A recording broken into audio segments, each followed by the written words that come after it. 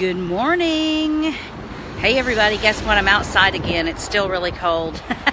Cold for here, so I'm braving it today. I still have on my flip-flops, but I've got the long sleeve t-shirt and jeans on, so I'm doing winter down here in the Florida Keys. So I'm out here by, I'm by a trash pile that's right beside our main road in and out. This is US 1, and it starts just south of Miami, the Homestead area, and it goes all the way down 102 miles to Key West.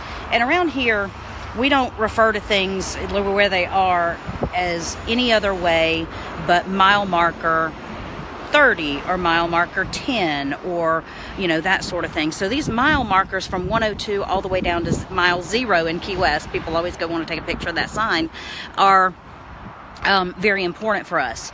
Now, the reason I'm out here by the road and have all the noise and that sort of thing is because we need to talk about something. We have an issue going on in our government, and I try not to get political, but this is something that affects me and it affects you if you are a podcaster. Net neutrality is something that's before the FCC right now. And one of the things that you need to know, and I'm kind of confused by it too. And so what I've tried to do is try to figure out what it means to me and figure out how I feel about it. And the best way I can illustrate it to you is there's a group of internet service providers like Verizon, probably Comcast, who's I think owned by NBC, or those sort of. There's all these Time Warner. There's all these big multinational corporations who make billions and billions of dollars each year, and they have gone to the FCC and said because we don't own and we don't have the ability to control traffic on the internet, we can't innovate and we can't provide new products and services for our customers. Now, as someone who's been a long time customer service manager at Verizon and spent years doing that, I can tell you that most of these companies would be well served to focus a little more on keeping the customers they have and providing good customer service. But the way I want to illustrate net neutrality is this road right here. Let's just say, for example, all of the roads in your neighborhood, not just in your neighborhood, but in your town, turned into toll roads.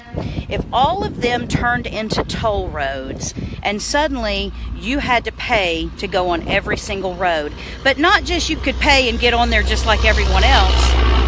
Big truck. Oh, it's a debris hauler. We love the noise of that right here because those are the people that take these piles of trash away. So if every road in your neighborhood or your town, turned into a toll road, then what would happen is they would then basically put it out to the highest bidder and say, from 8 to 5 p.m., the trucking company, you're willing to pay more money to let the road be used by your trucks. Great. We'll clear everyone else that's not willing to pay that much off the road at that point in time. And that way they can have it and you can't.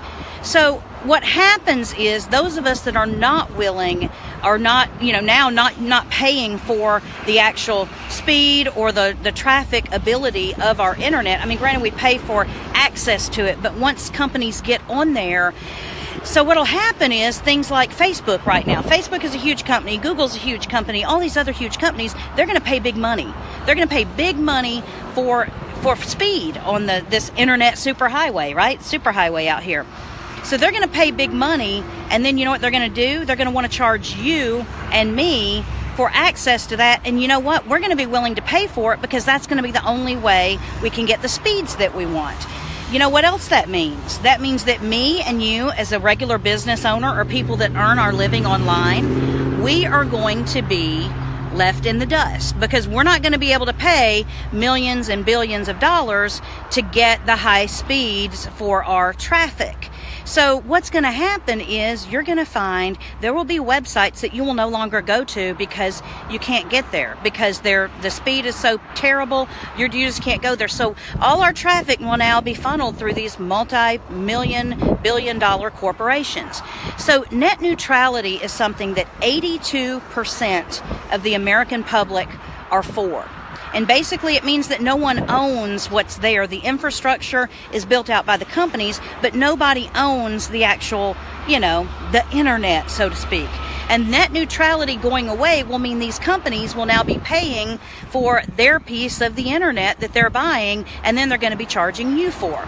So one of the things that we all need to do is we all need to contact the FCC. Now, this is a truly bipartisan situation. I don't care what political party you're from. It definitely affects you if you're a user. It affects you if you are a website owner or a business owner. It will inhibit growth of online businesses. It will be bad for entrepreneurs. So it's 82% of the American public wants net neutrality. I have a feeling the other 18% don't know enough to answer whether they want it or not because it's so confusing.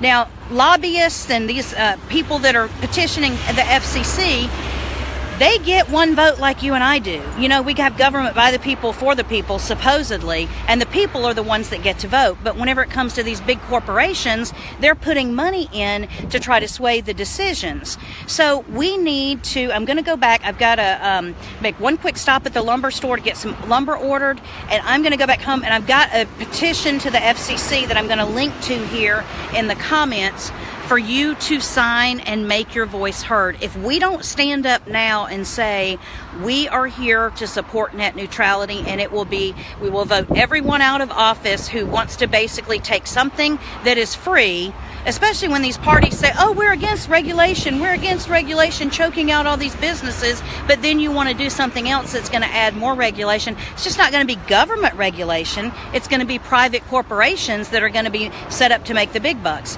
And if any of you in your business said, I can't innovate, I can't make a drug that will cure this, that, or the other because the government is in my way or regulations are in my way and I can't innovate, the government's not going to say, oh, let me lift that up.